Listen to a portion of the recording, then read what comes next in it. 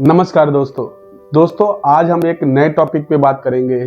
जी हाँ दोस्तों, जैसे कि पता है आपको कि अभी फिलहाल मैं कुछ दिनों के लिए एक ऑयल की सीरीज चला रहा हूँ। ऑयल कहने का मतलब ये है दोस्तों कि जैसे आपने देखा होगा जो हमारे कुकिंग ऑयल होते हैं, खाने पीने के लिए जो हम तेल रिफाइंड ऑयल यूज करते हैं, कुकिंग ऑयल जो यूज करते हैं, उनके बारे में मैंने एक जो मैन्युफैक्चर है, हमारे जो स्टार्टअप है, जो स्मॉल स्टार्टअप है, उनको क्या होता है कि गवर्नमेंट परमिशन लेने के लिए थोड़ी प्रॉब्लम होती है। क्या लाइसेंस, क्या डॉक्यूमेंट्स, क्या पूरी प्रक्रिया में अभी फिलहाल इस वीडियो में मैं एक सीरीज लेके आया हूँ। मैं हर ऑयल के बारे में मैं आपको जानकारी के लिए दोस्तों मैं इस वीडियो के अंदर जो आपको जानकारी देने वाला हूँ, बहुत यूनिक ऑयल जिसको बोला जाता है, एक तरीके से पीनट ऑयल भी बोल सकते हैं आप इसको ग्राउंड नट्स ऑयल बोल सकते हैं, आप इसको मूंगफली के तेल के लिए, जो मूंगफली का ऑयल होता है उसके तेल के लिए मैं आपके लिए ये वीडियो बना रहा हूँ दोस्तों। सबसे पहले जो मैं आपको बताऊं, जो ये वीडियो है, जो पर्पस है इसका बनाने का, जितने भी हमारे कंपनी के जो डायरेक्टर हैं, जितने भी हमारे स्टार्टअप फाउंडर हैं, उनकी नॉलेज पर्पस के लिए कह सकते हैं आप, कि उनको पूरी जानकारी हो जाए कि इस बिजनेस के लिए। दोस्तों सबसे पहले मैं आपको एक शॉर्ट नॉलेज दूंगा कि मूंगफली का जो ऑयल होता है, जो पीनट जो ऑयल होता है, इसका जो मैन्युफैक्चरिंग का प्रोसेस है वो कैसे होगा दोस्तों सबसे पहले आपने देखा है कोई भी मैन्युफैक्चर जो भी मूंगफली के ऑयल का बिजनेस करना चाहता है या चाह रहा है इन फ्यूचर में, तो उसको सबसे पहले एक बार उसको R&D करना पड़ेगा, पढ़ना पड़ेगा कि मैन्युफैक्चरिंग का प्रोसेस क्या है। दोस्तों सबसे पहला जो प्रोसेस इसके अंदर होता है, अगर किसी भी मैन्युफैक्चरिंग के अंदर आप डीलिंग करेंगे, काम करेंगे, तो उसके लिए रॉ मटेरियल क्या होता है? रॉ मटेरियल आपके लिए क्या है? मूंगफली। जी हाँ दोस्तों, आपके लिए मूंगफली, बहुत सारी जो मात्रा में जो होलसेलर मूंगफली वाले होते हैं, आपको उनसे रॉ मटेरियल यानी मूंगफली लेनी पड़ेगी। 50 किलो, 100 किलो, 200 किलो, जितना भी आपकी क्वांटिटी के हिसाब से दोस्तों। और क्वांटिटी के साथ साथ में जो आप मूंगफली को परचेज करेंगे होलसेलर से, उसकी क्वालिटी भी अच्छी होनी चाहिए दोस्तों, क्योंकि खाने पीने की चीज है, बहुत जरूरी ये चीजें हैं दोस्तों। जब आप उसको परचेज करेंगे दोस्तों, मूंगफली को परचेज करेंगे, तो आप उसके अंदर ये चीज जरूर देखेंगे, कहीं उसके अंदर फंगस वगैरह तो नहीं लगा हुआ है, कहीं उसके अंदर कोई केमिकल यूज तो नहीं किया गया है, कोई फंगस, कोई खराब हो जाती है मूंगफली, कोई कड़वी मूंगफली हो जाती है, तो इस टाइप की मूंगफली नहीं होनी चाहिए, जिससे कि आपको प्रॉब्लम इन फ्यूचर में हो सकती है दोस्तों। तो सबसे पहले आप क्या करेंगे, मूंगफली परचेज करके लेके आएंगे, देन उसको साफ सुथरा करेंगे, उसमें से कंकड़, पत्थर और कई चीजें जो होती है उसको साफ करेंगे, बिल्कुल साफ सफाई। देन उसके बाद उसको मशीन के अंदर डाला जाएगा। मशीन के अंदर डालोगे तो जो मूंगफली के जो छिलके होते हैं, उनके छिलकों को अलग किया जाएगा दोस्तों। जी हाँ, जो सेल होता है, उनका छिलका होता है मूंगफली का, उसको हटा दिया जाएगा। देन उसके बाद जो भी मूंगफली के दाने हैं, उनको दाने जो साइज के अनुसार, कोई छोटा दाना होता है, कोई बड़ा दाना होता है, तो उसको साइज के अनुसार अलग कर लिया जाएगा। देन उसके बाद उस मूंगफली के दाने की जो क्वालिटी है, जो गुणवत्ता है, उसके दाने को देखा जाएगा, चेक किया जाएगा कि हाँ ये ऑयल योग्य है कि नहीं है, इसमें से ऑयल अच्छी मात्रा में निकल सकता है कि नहीं निकल सकता। पूरा प्रोसेस एक होता है, उस प्रोसेस को फॉलो किया जाएगा दोस्तों। जब उसका साफ कर लिया जाएगा, जब उसको छील लिया जाएगा, देन उसको मशीनरी में डाल दिया जाएगा। मशीन के अंदर जो जैसे जो हमारे जो कोल्हू होते हैं, तेल निकालने वाले, जो तेल से जो सरसों होती है, पीली सरसों, उसका तेल निकाला जाता है, या सोयाबीन, जो सनफ्लावर राइस जो होते हैं, राइस मिल, तिल का तेल, और भी बहुत तरीके के जो तेल होते हैं, रिफाइंड ऑयल हो गया। तो जैसे उनका प्रोसेस होता है, बेसिकली मिलता जुलता इनका भी प्रोसेस होता है, लेकिन थोड़ा बहुत डिफरेंट होता है दोस्तों, क्योंकि ये पीनट है यानी मूंगफली का तेल है दोस्तों। इसमें साफ सफाई का बहुत ज्यादा ध्यान रखना पड़ता है, इसकी क्वालिटी का बहुत ज्यादा ध्यान रखना पड़ता है। तो जब आप इसको पूरा कंप्लीट साफ सफाई कर लेंगे, आप इसको मशीनरी के अंदर डाल देंगे। मशीन के अंदर जब डालेंगे आप इसको, तो जब जो ऑयल निकलेगा इसका, जब साफ सुथरा, वो जैसे मैंने बताया, सबसे पहले इसका लैब टेस्ट भी होता है अकॉर्डिंग टू FSSAI स्टैंडर्ड के अकॉर्डिंग, यानी फूड सेफ्टी के अकॉर्डिंग इसका पूरा लैब टेस्ट होता है। उसके जो मूंगफली की जो ऑयल है, जब आप ऑयल निकालते हैं, उसके जो स्मेल है, स्मेल का लैब टेस्ट होगा कि बदबू तो नहीं मार रहा तेल, उसमें से कोई गंध तो नहीं आ रही है। देन उसके बाद उसके अंदर जब उसको खाते हैं, उसको यूज करते हैं खाने में, ईटिंग के अंदर उसको यूज करते हैं ईटिंग के लिए, तो उसमें से कोई कड़वाहट, कोई कड़वापन तो नहीं आ रहा है दोस्तों। तो ये सारी चीजें चेक करी जाती है लैब टेस्ट में। लैब टेस्ट जब लैब रिपोर्ट ओके होगी, देन उसके बाद आप इसको पैकिंग के लिए यूज करोगे दोस्तों। पैकिंग के लिए भी आपने देखा होगा, जो मूंगफली ऑयल होता है, जो पीनट ऑयल होता है, आप इसको क्या करेंगे कि जब आप इसको किसी पाउच जो होता है, पॉलीथीन का पाउच होता है, जैसे रिफाइंड की थैली का पाउच होता है, उस हिसाब से पाउच के अंदर भी आप इसको सेल कर सकते हैं। देन सेकंड, आप इसको जो बॉटल होती है, प्लास्टिक की बॉटल के अंदर भी आप इसको सेल कर सकते हैं, यानी पैकिंग कर सकते हैं। देन जो टीन होता है, जैसे तेल का टीन, सरसों का टीन, रिफाइंड का टीन जो होता है तेल का, आप उस टीन के हिसाब से भी इसको ऑयल को सेल कर सकते हैं। आप इस ऑयल को मार्केट के अंदर सेल करने से पहले आपको ये देखना पड़ेगा, जो आपकी पैकिंग है, आपकी पैकिंग यूनिक पैकिंग होनी चाहिए, उसके अंदर एक यूनिकनेस होना चाहिए, उसके अंदर जो टेस्ट है, टेस्ट के अंदर भी एक यूनिकनेस होनी चाहिए दोस्तों। पैकिंग में यूनिकनेस होनी चाहिए। जो आप नाम यूज कर रहे हैं, जैसे फॉर्चून कंपनी है, बेलकोलू कंपनी है, या और भी बहुत सारी कंपनी हैं, आप किसी का नाम मिलता जुलता यूज नहीं करेंगे दोस्तों। इन फ्यूचर में अगर आप करेंगे तो फ्यूचर में आपके अगेंस्ट लीगल एक्शन हो सकता है, आपको कोर्ट तक जाना पड़ सकता है, आपको हैवी पेनल्टी पे करनी पड़ सकती है, आपको जजेस के सामने खड़ा होना पड़ सकता है, आपको जेल तक हो सकती है दोस्तों। तो आप किसी का नाम, किसी का ब्रांड नेम, किसी का ट्रेडमार्क, किसी का लोगो कॉपी ना करें दोस्तों, बिल्कुल भी, ठीक है ना। तो ये एक प्रोसेस होता है। देन उसके बाद जब पैकिंग करेंगे, जो लेबलिंग होती है, लेबलिंग पे आप एक्सपायरी डेट, जी हाँ दोस्तों, आपको पता है खाने पीने की जितनी भी चीजें होती हैं उसके अंदर एक्सपायरी डेट का बहुत बड़ा रोल होता है। तो आप उसकी मैन्युफैक्चरिंग डेट, यानी जिस दिन वो पैकिंग हुआ है, जिस दिन पूरा बना है, और देन एक्सपायरी डेट, इसको जो पब्लिक है कब तक यूज कर सकती है, ठीक है ना, एक्सपायरी डेट लिखी होती है उसके अंदर, तो कब तक उसको यूज किया जा सकता है, तो ये चीज डालना बहुत जरूरी है उसके अंदर।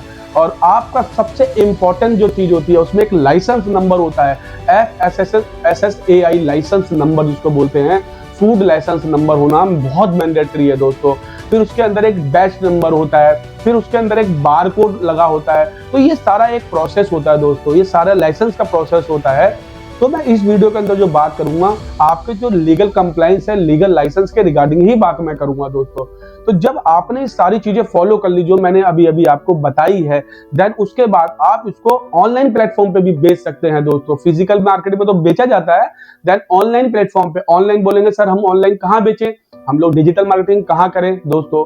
आप इसको Amazon पे बेच सकते हैं, आप इसको फ्लिपकार्ट पे बेच सकते हैं, आप इसको मंत्रा पे बेच सकते हैं, आप इसको मीशो पे बेच सकते हैं, आप इसको फेसबुक पे बेच सकते हैं, आप इसको टेलीग्राम पे बेच सकते हैं, आप इसको यूट्यूब पे बेच सकते हैं। कहने का मतलब है और बहुत सारे प्लेस है, आप इसको लिंक्डइन में इसकी मार्केटिंग कर सकते हैं, और बहुत सारे ट्विटर है, ट्विटर पे आप इसकी मार्केटिंग कर सकते हैं। तो बहुत सारे जो सेल का जो प्रोसेस, जो सेल के लिए, ग्रोथ के लिए आपके पास एक प्रीमिसिस है, यानी आपको ऑनलाइन सेल करने के लिए एक डिजिटल प्लेटफॉर्म बना दिया है गवर्नमेंट ने। आज की डेट में फिजिकल मार्केट तो डाउन होती जा रही है बहुत ज्यादा, और डिजिटल मार्केटिंग अपग्रेड कर लिया। अपग्रेड का मतलब आपकी ग्रोथ, सेल की जो ग्रोथ है बहुत तेजी से बढ़ेगी, बहुत आगे तक बढ़ेगी, और आपके सामने आप इतने पैसे वाले हो जाओगे कि आपको भी नहीं पता दोस्तों। क्यों? क्योंकि बस कंडीशन ये है, काम बहुत अच्छा होना चाहिए, उसकी क्वालिटी बहुत अच्छी होनी चाहिए, उसका फूड का टेस्ट बहुत अच्छा होना चाहिए, उसकी एक यूनिक पैकिंग होनी चाहिए, एक यूनिक डिजाइन होना चाहिए। ये चीजें सब आपको फॉलो करना पड़ेगा दोस्तों। अब दोस्तों मैं आपको बताऊंगा इसके अंदर लाइसेंस क्या क्या लेने पड़ेंगे, क्या क्या डॉक्यूमेंट्स लगेंगे, कितनी गवर्नमेंट फीस लगेगी। आप जिस स्टेट्स में काम कर रहे हैं, आप चाहे दिल्ली में कर रहे हैं काम, चाहे आप बम्बई में कर रहे हैं, चाहे आप राजस्थान में कर रहे हैं, चाहे आप यूपी उत्तर प्रदेश में कर रहे हैं, चाहे आप बिहार में कर रहे हैं, आप किसी भी स्टेट में कर रहे हैं, तो सबसे पहले आपको दोस्तों स्टेट की परमिशन लेनी पड़ती है, यानी स्टेट गवर्नमेंट की जो गवर्नमेंट परमिशन होती है, जो गवर्नमेंट एनओसी होती है, आपको वो लेनी पड़ेगी।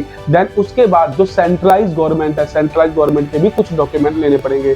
तो मैं आपको इसके अंदर कुछ लाइसेंस कॉमन बताऊंगा, हो सकता है एक आधा आपके बिजनेस के टाइप से, कि टाइप ऑफ बिजनेस के हिसाब से, तो उसके अकॉर्डिंग एक दो लाइसेंस कम ज्यादा हो सकते हैं दोस्तों। सबसे पहले जो लाइसेंस आपको लेना है, सबसे इंपॉर्टेंट जो लाइसेंस है इसके अंदर, food safety license, AI license. दोस्तों ये लाइसेंस लेना आपके लिए बहुत जरूरी है। आप किसी भी ऑयल की मिल ओपन कर रहे हैं, आप किसी भी ऑयल की मिल, कुकिंग ऑयल की मिल ओपन कर रहे हैं, तो आपके लिए ये लाइसेंस लेना बहुत जरूरी है। देन सेकंड नंबर पे जो आप लेंगे, आप सेकंड नंबर पे लेंगे ट्रेडमार्क। जी हाँ दोस्तों, आपका जो ब्रांड नेम है, जैसे मैंने बताया अभी फॉर्चून है, बेलकोलू है, तो आपका भी तो कोई नाम होगा, आप भी तो किसी नाम से उस बिजनेस करेंगे। तो देन उस बिजनेस के नाम से आपको एक ट्रेडमार्क लेना होगा, अपने लोगों का ट्रेडमार्क कराना होगा, अपने जो यूनिक पैकेजिंग है कि आप चाहते हैं इस पैकिंग को कोई दूसरा बंदा यूज ना करे, मेरी यूनिक पैकिंग है, मेरी डिजाइन है, तो आप उसका भी ट्रेडमार्क रजिस्ट्रेशन कराएंगे दोस्तों।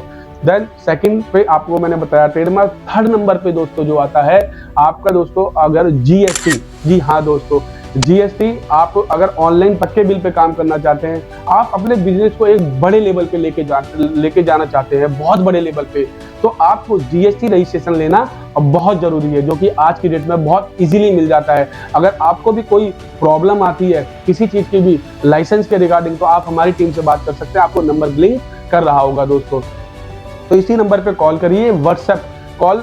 दोस्तों कॉल कोशिश करें कॉल ना करें, आप सिर्फ व्हाट्सएप के माध्यम से जुड़े, क्योंकि व्हाट्सएप पे बहुत जल्दी रिप्लाई आपके पास आ जाएगा। कॉल हमारी टीम जल्दी से पिक नहीं कर पाती, जो हमारा शेड्यूल होता है वो दिन भर कोर्ट का रहता है, इधर जाओ उधर जाओ, कोर्ट कचहरी के अंदर लगे रहते हैं दोस्तों। तो व्हाट्सएप पे हमारी टीम ऑनलाइन रहती है, आपको 24 से 48 घंटे के अंदर जो भी आपकी प्रॉब्लम है, जो बिजनेस लाइसेंस या बिजनेस कंप्लाइंस से रिलेटेड, जो मूंगफली की जो ऑयल मैन्युफैक्चर है, कुकिंग ऑयल मैन्युफैक्चर है, उनको तुरंत इमीडिएटली बेसिस पे रिप्लाई कर देगी दोस्तों।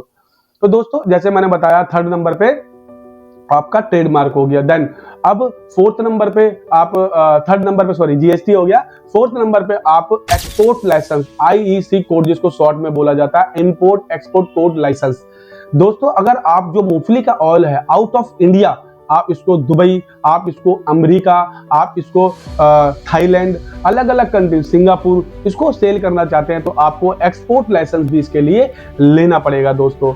और देन उसके बाद दोस्तों जो लाइसेंस आपको लेने पड़ेंगे, कुछ कॉमन लाइसेंस होते हैं जिसको हम लोग बोलते हैं GMP यानी गुड मैन्युफैक्चरिंग प्रैक्टिस आपको। देन उसके बाद जो लेना पड़ेगा लाइसेंस ISO, आपको ये लाइसेंस लेना पड़ेगा। देन उसके बाद आपको लेना पड़ेगा जो आपकी फैक्ट्री है, जो आपने मूंगफली ऑयल की फैक्ट्री ओपन करी है, तो आपको फैक्ट्री लाइसेंस लेना पड़ेगा।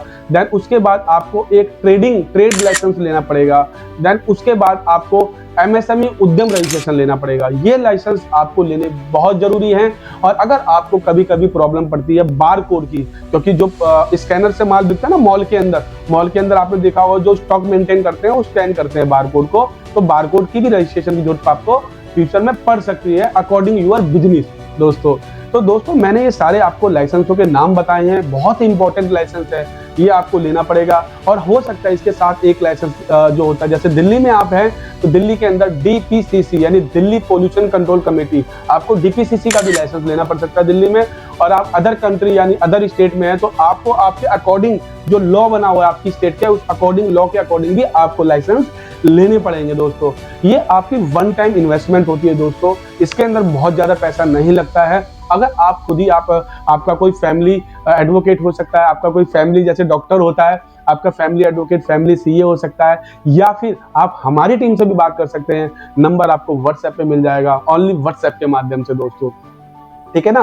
देन उसके बाद दोस्तों अब आप बताएंगे सर आपने इतनी सारी चीजें तो बता दी, इतना बड़ा तो भाषण दे दिया, डॉक्यूमेंट क्या लगेंगे? डॉक्यूमेंट तो बताओ आप हमारे को, डॉक्यूमेंट क्या लगेंगे? दोस्तों डॉक्यूमेंट सबसे इंपॉर्टेंट, अगर आपकी प्राइवेट लिमिटेड कंपनी है, जो इंडिविजुअल है, जो प्रोप्राइटर है, उसके लिए तो कोई ज्यादा डॉक्यूमेंट नहीं है।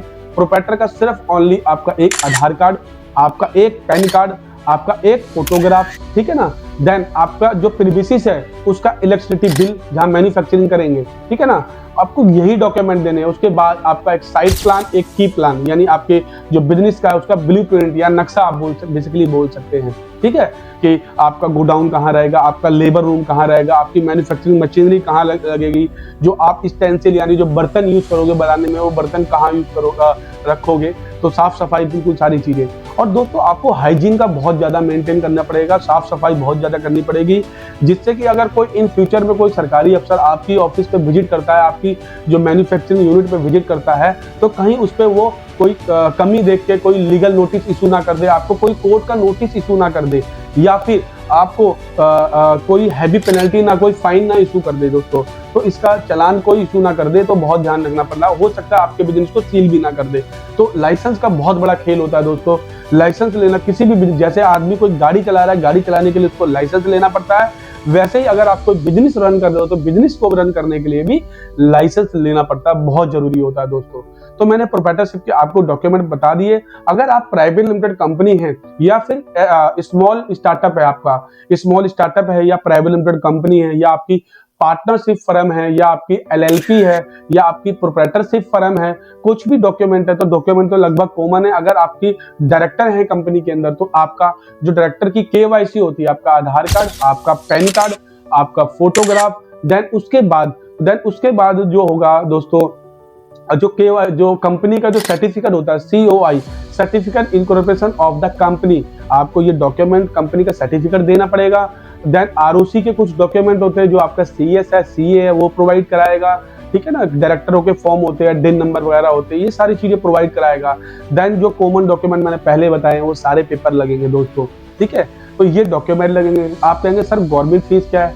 दोस्तों आपका जो एरिया है, मैन्युफैक्चरिंग एरिया है, बिजनेस है आपका, कितने बाई कितने का है, 10 बाई 20 का, 20 बाई 30 का, 50 बाई 100 का है, तो जो एरिया के उस पर डिपेंड करता है जो गवर्नमेंट फीस कितनी आएगी दोस्तों।